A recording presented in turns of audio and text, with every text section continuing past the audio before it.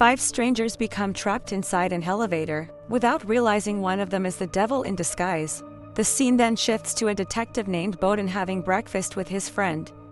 During their conversation, the topic slowly turns toward forgiveness. Bowden has a dark past where his wife and child were killed in a hit-and-run accident caused by someone who was never caught. The driver only left behind a small note containing an apology without ever taking responsibility for what he had done. Since losing his family, Bowden has become an alcoholic and lives with deep hatred toward the person who destroyed his life. His friend tries to convince him to let go of the past and learn to forgive the man responsible, but Bowden admits that he cannot do it because the pain and anger inside him are still too great. Not long after that, Bowden receives a report about a suicide case where someone jumped from the top of a building and landed directly on a box truck. Bowden is then assigned to investigate the case immediately. At the same time, 5 strangers enter an elevator inside the same building where the case happened. They are Ben, a newly hired security guard, a mysterious old woman whose name is unknown, Vince, who works as a mattress salesman, Sarah, a young woman with an elegant appearance who seems to come from a wealthy family, and Tony, a former mechanic. However, not long after the elevator starts moving, it suddenly stops without warning, leaving everyone inside confused and uneasy. In the building's security room, the head of security named Lustig and his partner Ramirez immediately realize that something is wrong with the elevator. They quickly contact a building technician named White and ask him to inspect the malfunction through the elevator machine room located at the top of the building. Meanwhile, inside the elevator, the old woman and Vince immediately start blaming Ben for being incompetent as a security guard. They are annoyed because Ben did not bring a walkie-talkie and seems to have no understanding of emergency procedures during an elevator malfunction. Not long after that, Lustig's voice is heard through the elevator speaker, asking everyone to remain calm because the building technician is on his way to inspect the elevator. However, due to the broken microphone inside the elevator, the communication only works one way, meaning Lustig can talk to them, but he cannot hear anything they say in return. In the middle of the situation, Ben tries to find a phone signal so he can contact his boss who is waiting for the important documents he is carrying, but there is no signal at all inside the elevator. A few moments later, the elevator music suddenly turns on and Vince casually starts singing along, making the atmosphere even more uncomfortable for everyone inside. Meanwhile, somewhere else, Bowden and his partner arrive at the building and discover broken glass scattered across the sidewalk. Seeing that, Bowden becomes even more convinced that the suicide case happened in that building. However, while they are examining the area, a large piece of glass suddenly falls from above and almost hits Bowden's partner. On the other side, Dwight heads toward the machine room at the top of the building to inspect the malfunctioning elevator. After checking the system, he does not find anything suspicious. He then tries to reset the elevator system and immediately contacts Lustig. Lustig informs the elevator that the power will be turned off for a few seconds during the reset process. When the lights come back on, the old woman suddenly panics and screams at Ben to stay away from her. Then apologizes and admits that he suffers from claustrophobia, a fear of being trapped in tight spaces. After hearing that, Tony opens the panel on top of the elevator to let fresh air in and help calm Ben down. Ben briefly considers climbing out through the panel, but Tony warns him not to do it because it is far too dangerous. However, even after the system reset, the elevator still refuses to move. Because of that, Dwight decides to inspect the elevator from the lower part of the building instead. Meanwhile, Lustig and Ramirez begin talking about the shattered window on the 35th floor and suspect that someone committed suicide there earlier that morning. Back inside the elevator, the atmosphere between them starts becoming increasingly uncomfortable. Vince tries to lighten the mood by promoting the mattresses he sells to the old woman. After that, he begins commenting on everyone's appearance and says that Sarah must be rich based on the expensive clothes she is wearing. However, Vince's remarks only make Sarah feel uncomfortable. Suddenly, Sarah feels someone touching her body and immediately accuses Vince because he is standing right next to her. At the same time, the elevator lights begin flickering again. From the main security room, Lustig quickly contacts Dwight and asks whether the disturbance is related to the repair process. However, Dwight explains that he is currently checking the elevator system from the lower part of the building and everything seems normal so far. He then tries pulling the safety lever to reset the elevator once again, but the elevator still refuses to move. Feeling that something is seriously wrong, Dwight decides to return to the top of the building and inspect the elevator machinery manually. Meanwhile, Ramirez starts feeling uneasy after briefly seeing a strange figure appear on the CCTV monitor while watching the situation inside the elevator. Not long later, the elevator lights suddenly go out again. The atmosphere inside immediately turns terrifying as strange sounds begin echoing from every direction. When the lights finally come back on, Sarah is seen lying on the floor with an injury on her back. She claims that something seemed to bite her while the lights were off. At the same time, Vince secretly tries to hide bloodstains on his suit, but Ben quickly notices his suspicious behavior and starts accusing Vince of attacking Sarah. The suspicion slowly spreads until everyone inside the elevator begins seeing Vince as the main suspect. As the tension continues rising, Ben and Tony try forcing the elevator doors open. Even though they manage to open the doors slightly, neither of them dares to climb out because they have no idea what floor the elevator is stuck on. Vince briefly tries to help them, but because everyone already suspects him, he is told to stay away and remain quiet in the corner of the elevator. Seeing the situation inside becoming more and more uncontrollable, Lustig decides to call the police. Detective Bowden is then assigned to handle the elevator incident as well since he and his partner are already investigating the suicide case around the building. Back in the main security room, Ramirez quickly shows the mysterious figure he saw on the CCTV footage. However, Lustig dismisses it as nothing more than a camera glitch. Even so, Ramirez remains convinced that something is seriously wrong inside the elevator. Not long after that, Bowden arrives and begins monitoring the CCTV footage from inside the elevator. Lustig immediately explains the situation, telling him that the people trapped inside have started suspecting one another. After understanding the situation, Bowden orders professional elevator technicians in the fire department to be called in immediately to assist with the rescue operation. At the same time, he begins investigating the identities of everyone trapped inside the elevator. During the investigation, Ramirez once again mentions the strange figure he saw on the CCTV footage, but Bowden ignores him and considers the story unimportant. After that, Bowden asks everyone inside the elevator to hold their heads up toward the CCTV camera. Unfortunately, the writing on the cards is too small to read clearly. Because of that, Bowden decides to use another method by checking the guest log in the building lobby to find out who had appointments in the building that day. From the records, they discover 4 registered names: Sarah, Ben, the old woman named Jane Kofsky, and Vince. Meanwhile, Tony's name is nowhere to be found in the building's guest log.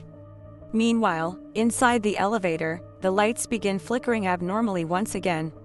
In the middle of the tense situation, Sarah suddenly experiences a horrifying vision where everyone inside the elevator appears dead in a gruesome way.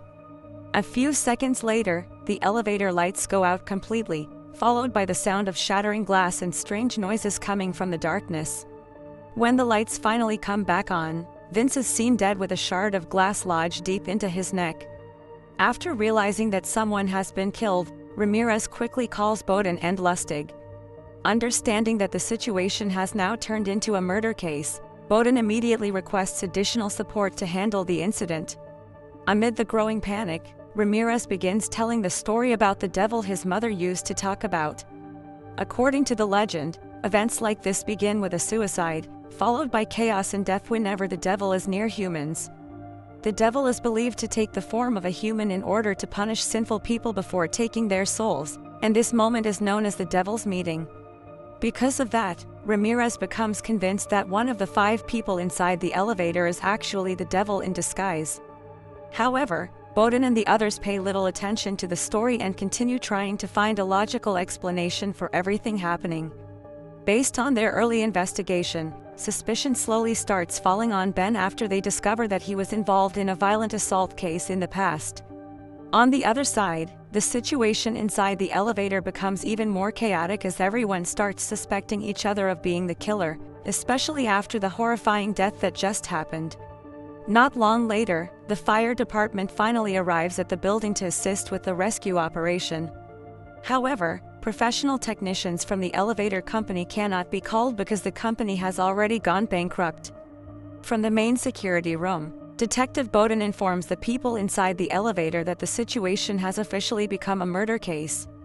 In order to find more clues, Bowden asks one of them to take the letter from Vince's suit pocket. From the letter, they discover that Vince came to the building to meet someone on the 35th floor. While heading there, Bowden briefly stops by the room connected to the suicide case he is also investigating. A female forensic officer working at the scene shows him the note left behind by the suicide victim. In the note, the victim writes that he kept hearing the sound of the devil's footsteps slowly getting closer to him. Afterward, Bowden meets the person who was supposed to see Vince that day.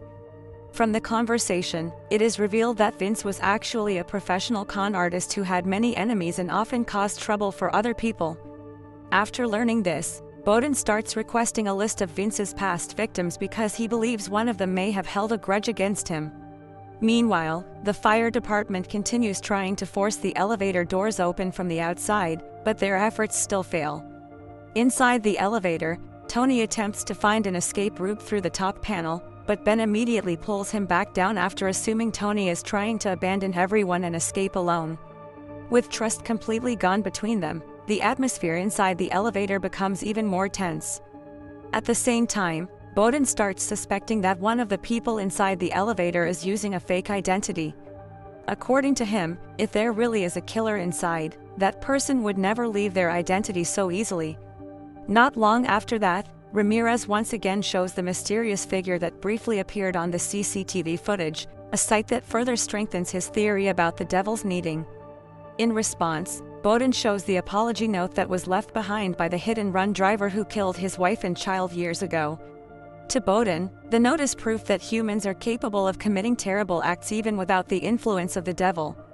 While reviewing the CCTV footage, Lustig notices something strange. When Sarah claimed that someone touched her, the camera footage showed nobody touching her at all. That discovery makes Bowden start believing that Sarah has been lying.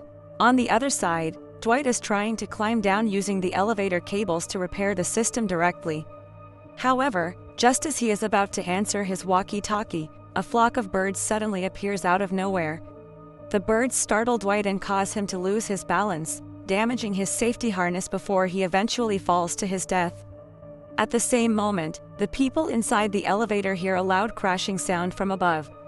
Dwight's walkie-talkie can be heard faintly through the ceiling, followed by blood dripping down from the top panel.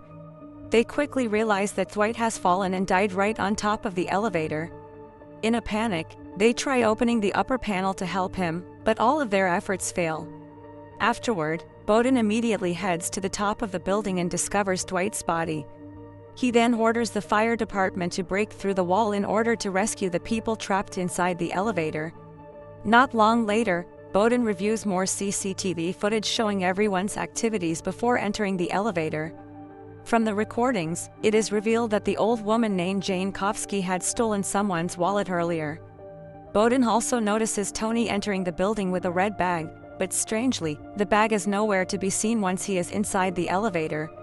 From that point on, Bowden starts realizing that every person trapped inside the elevator has a dark side, from Jane being a thief, then having a violent past, Sarah constantly lying, and Tony acting suspiciously.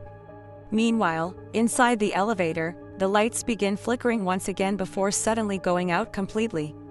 In the darkness, Ben lights a lighter to look around. However, in the faint light, he suddenly sees a strange figure standing right beside him. When the lights finally come back on, everyone is shocked to see the old woman hanging lifelessly from the elevator light cables. Tony and Ben quickly lower her body down. As the number of victims continues to rise, Bowden immediately orders the entire building to be locked down and gathers everyone inside at the lobby. The impossible deaths happening inside the elevator make Ramirez even more convinced that none of this is just a coincidence. After that, Bowden goes looking for the red bag Tony left behind and eventually finds it inside a restroom. When he opens it, he discovers various tools that could be used to tamper with the elevator system.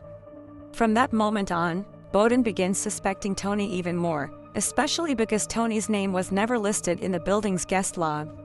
While alone in the security room, Ramirez starts reciting prayers in an attempt to calm the situation.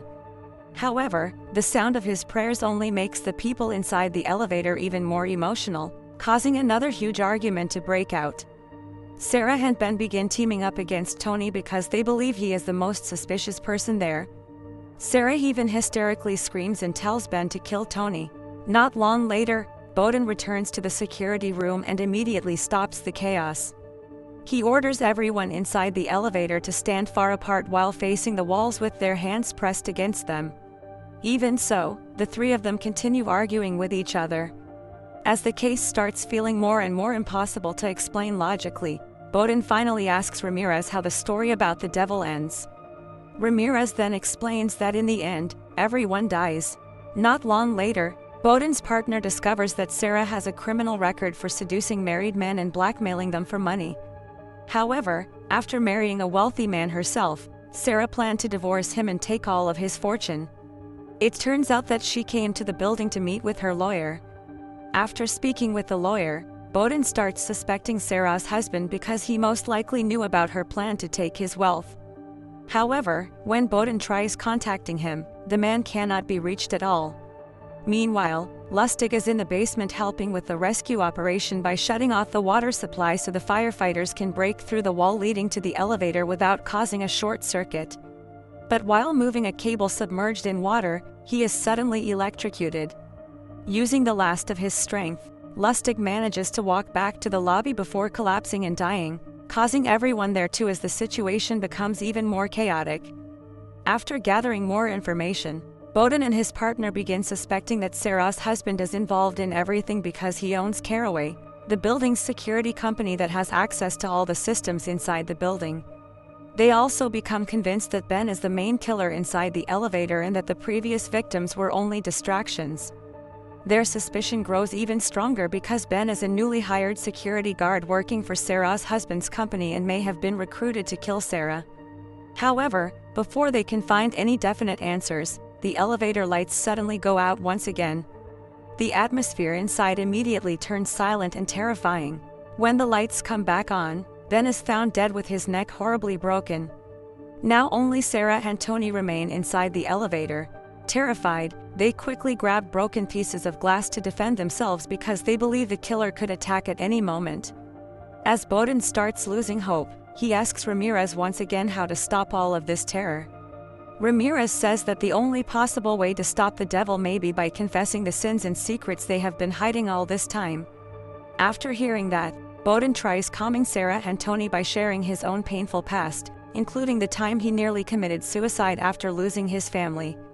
He then asks them to put down the glass shards so they will not hurt each other, and despite their fear, both of them finally obey him. However, a few moments later, the elevator lights go out once again. When the lights come back on, Sarah is lying on the floor, covered in blood with a deep wound on her neck. Tony immediately panics and tries to help her. Not long after that, a woman arrives and reveals herself to be Tony's fiancé. She explains that Tony's real name is Tony Jankowski and that he came to the building for a job interview as a technician. She also says that she came there to pick up Tony's tools because he did not want to carry them during the interview. That is the reason why Tony left the red bag in the restroom, so his fiancé could retrieve it later. At that moment, Bowden finally realizes that Jankowski is actually Tony's last name, not the old woman's. Right then, Tony and everyone in the security room witness the dead old woman suddenly coming back to life. It becomes clear that the old woman is actually the devil in disguise. With a terrifying stare, the figure tells Tony that now, it is his turn to die. Filled with fear, Tony begins remembering the dark secret he has been hiding all these years. In a flashback, he is seen driving while reaching for a drink, causing him to lose focus and crash violently into another car. After stepping out of his vehicle, he sees a woman and her child badly injured and dying. Shocked and terrified by what he has done, Tony eventually runs away and leaves behind a small apology note on the victim's car windshield. After that tragic accident, Tony lives with overwhelming guilt that continues haunting him for years. Filled with regret, he apologizes for everything he has done and begs the devil to take only his life instead of Sarah's, who is still dying in front of him. However, the devil refuses his request and suddenly causes the elevator to crash violently down the shaft, shaking everything inside with tremendous force. After the elevator finally stops, Tony finds the technician's walkie-talkie and begins speaking with Bowden. In a state of complete despair, Tony finally confesses that he was the hit-and-run driver who killed a woman and her child in an accident 5 years earlier. He admits that he never turned himself into the police because he was too afraid, even though he has spent every day since then living with guilt and regret over what he did. His confession leaves Bowden and everyone in the security room speechless. After revealing the truth, the devil appears disappointed by Tony's sincere apology, despite wanting his soul from the very beginning. Not long later, Sarah finally dies in Tony's arms. At the same time, the entire building suddenly loses power before the lights eventually come back on again. After that, the elevator doors finally open. However, when Bowden tries to capture the old woman, she suddenly disappears without a trace. The disappearance leaves everyone shocked and confused. They search throughout the entire building, but the woman has completely vanished. Several hours later, the situation inside the building slowly returns to normal and the victims' bodies are finally evacuated. Most likely, the devil chooses to spare Tony because it sees genuine remorse inside him. In this movie, the devil only targets sinful people who never feel guilty about their actions. Because Tony openly confesses his sins and sincerely regrets what he has done in front of everyone, the devil loses interest in taking his soul. The movie also shows that the devil will never allow anyone to interfere with its plans. Anyone who tries to stop the terror inside the elevator ends up becoming a victim as well, even if they were never involved in the sins of the people trapped inside. This can be seen through the of Dwight and Lustig, two ordinary men who were only trying to repair the elevator and save the victims, yet both of them still died tragically because they were seen as obstacles to the devil's plan. Tony becomes the only survivor of the tragedy because he dares to confess his sins and truly feels guilty for what he has done. After everything is over, Bowden takes Tony to the police station. Inside the police car, the atmosphere is completely silent until Bowden finally reveals that the victims of the hit-and-run accident Tony caused 5 years ago were actually his own wife and child. Hearing that, Tony is left completely shocked and once again shows deep regret for his actions. For years, Bowden lived consumed by hatred while trying to find the man who destroyed his family. However, after everything horrifying they experienced that night, along with Tony's sincere confession and apology, Bowden finally chooses to forgive him and let go of the hatred that had slowly been destroying his life for so long. This movie carries a deep message about sin, guilt, and forgiveness. Every person who keeps running away from their mistakes will eventually have to face the consequences of their actions. But behind all the terror and darkness shown throughout the story, the movie also wants to remind us that no matter how great someone's sins may be, hope and forgiveness will always exist for those who are truly willing to admit their mistakes and sincerely regret what they have done. Because even though the devil may be real, we should never forget that God is always there for all of us. And with that, this story comes to an end.